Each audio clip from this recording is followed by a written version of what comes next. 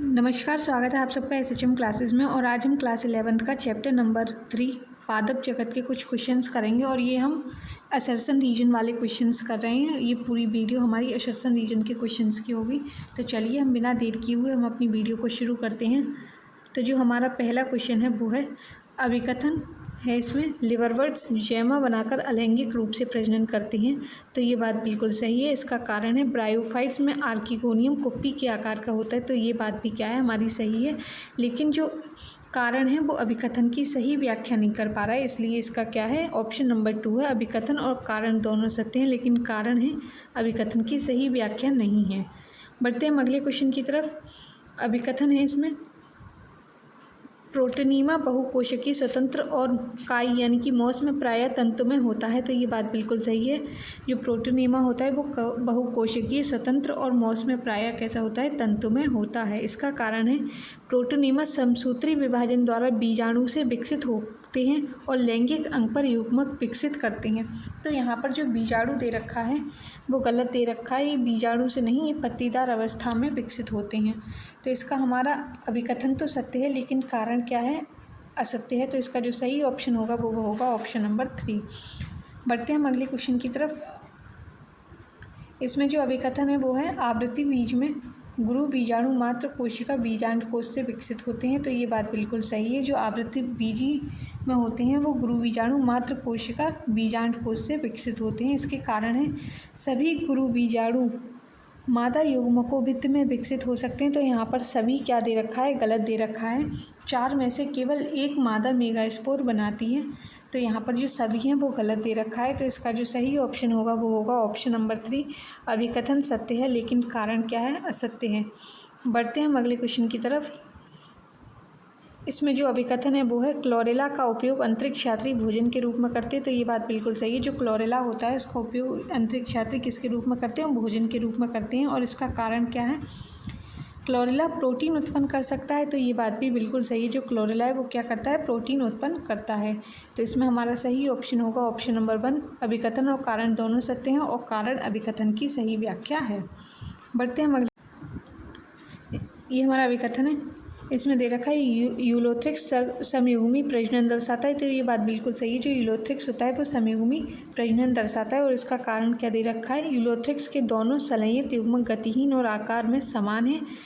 तो इसमें जो यूलोथ्रिक्स के दोनों संलयित युग्मक नहीं होते हैं, उसमें क्या होता है, फ्लैजिला विहीन होता है, यानी कि काश्मिक युक्त युग्मक होते किसमें, यूलोथ्रिक्स में।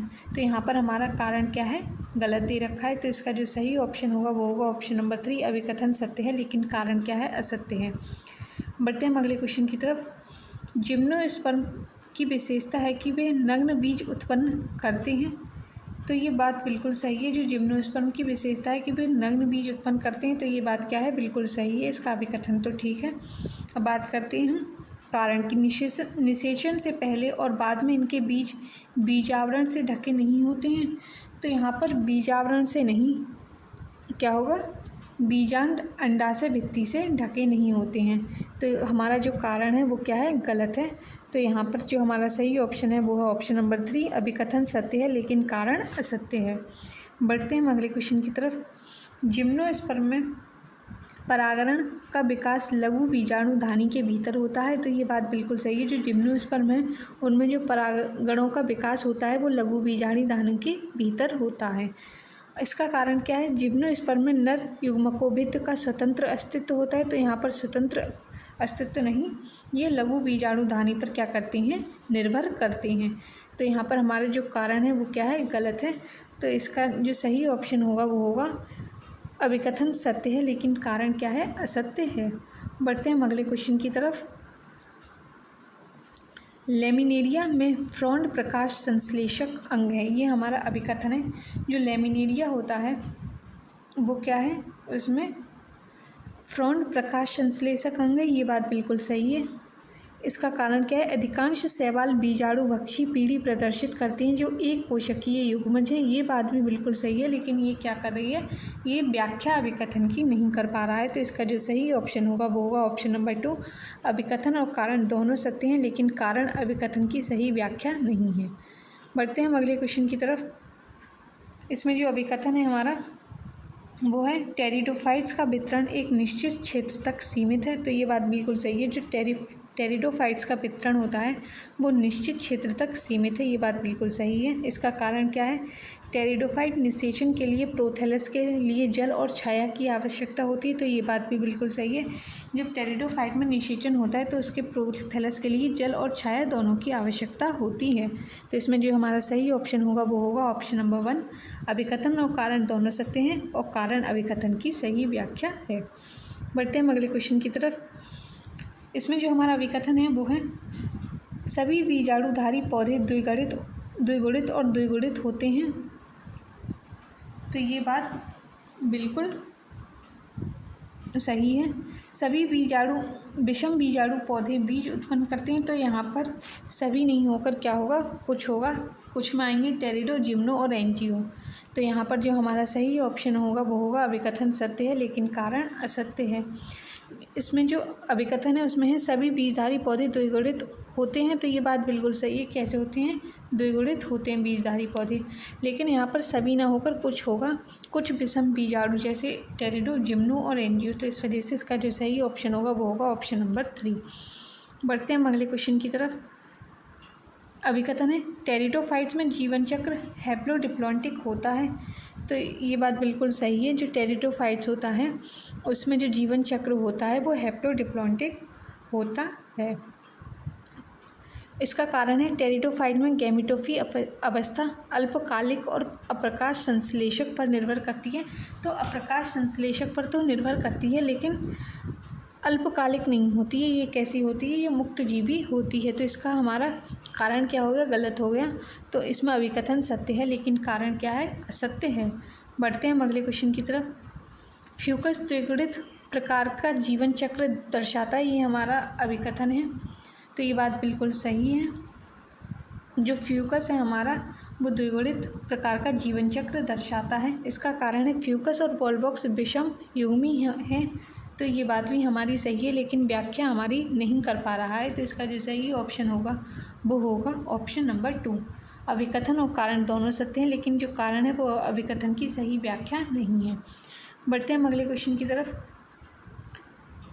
अभिकथन है साइकस और नीम में युग्मित समसूत्री विभाजन देखा जाता है। तो ये बात बिल्कुल सही है। जो साइकस और नीम है उसमें कैसे समसूत्री विभाजन देखा जाता है और इसका कारण है भ्रूण द्विगुणित होता है और हैप्लोडिप्लॉन्टिक को छोड़कर सभी पौधों में पाया जाता है। तो ये बात भी बिल्कुल सही है। तो इसका जो सही ऑप्शन होगा वो हमारा होगा ऑप्शन नंबर 1। बढ़ते हैं अगले क्वेश्चन की तरफ। जूस्पोर हैप्लॉन्टिक क्लोरोफिल ए और तंतुमय वाले उदाहरणों की पहचान करें। तो इसमें बताना है कि जूस्पोर किस में होंगे? हैप्लॉन्टिक होगा, क्लोरोफिल ए और तंतुमय वाले उदाहरण को हमको देखना है। तो क्लोरेला, क्लेमाइडोमोनास और पॉरीफेरा ये तो होगा ही नहीं। पॉलीसिफोनिया, केल्प और एक्टोकार्पस ये क्या है? ये हैप्लोडिप्लॉन्टिक एक्टोकार्पस। तो ये भी नहीं होगा। स्पाइरोगैरा, इलोथ्रिक्स और डाइसाइटोया तो ये होगा। जो स्पाइरोगैरा है, इलोथ्रिक्स है और डाइसाइटो या डिक्टियोटा। तो ये भी क्या है हमारा? इसका जो सही ऑप्शन है वो है ऑप्शन नंबर 3। यूलोथ्रिक्स, मार्केंशिया और फ्यूकस। इसमें जो मार्केंशिया वो कैसा है? वो हैप्लोडिप्लॉन्टिक है। तो इसमें जो सही ऑप्शन होगा हमारा वो होगा ऑप्शन नंबर 3, स्पाइरोगैरा, यूलोथ्रिक्स और डिक्टियोटा। बढ़ते हैं हम अगले क्वेश्चन की तरफ। अगला क्वेश्चन है हमारा अभिकथन है मार्केंशिया समबीजाणु है।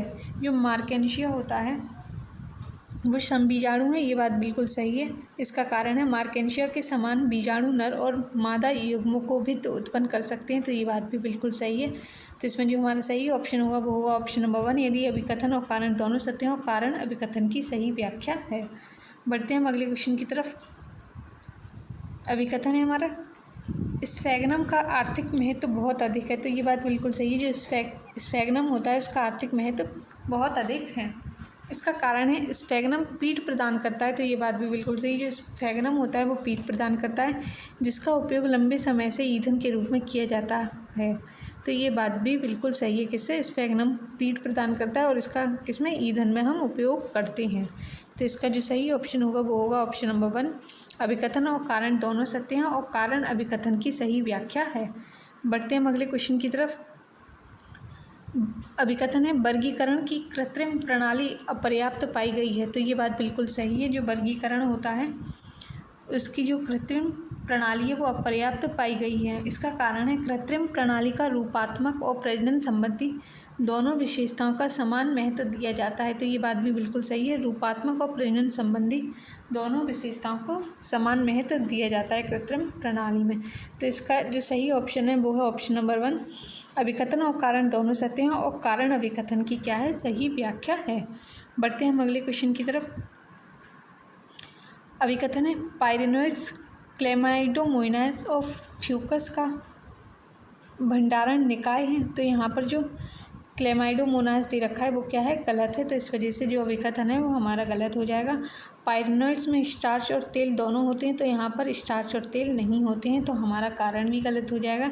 इसलिए जो इसका सही ऑप्शन है वो है अभिकथन और कारण दोनों असत्य हैं, यानी कि ऑप्शन नंबर 4 हमारा गलत है। बढ़ते हैं हम अगले क्वेश्चन की तरफ। अभिकथन है हमारा जातिवृत्तीय वर्गीकरण प्रणाली विकासवादी संबंध पर आधारित है, तो हमारी जो जातिवृत्तीय वर्गीकरण प्रणाली है वो विकासवादी संबंध पर आधारित है, ये बात बिल्कुल सही है। और इसका कारण है जातिवृत्तीय वर्गीकरण का अर्थ है कि समान विशेषताओं वाले दो जीव एक ही वर्ग से संबंधित हैं, तो ये बात भी बिल्कुल सही है। तो इस वजह से इसका जो सही ऑप्शन होगा वो होगा अभिकथन और कारण दोनों सत्य हैं और कारण अभिकथन की सही व्याख्या है। यहाँ पर हमने कुछ अभिकथन और कारण के क्वेश्चंस करे थे। अगर आपको वीडियो पसंद आई हो तो लाइक, शेयर और सब्सक्राइब ज़रूर करें। Thank you.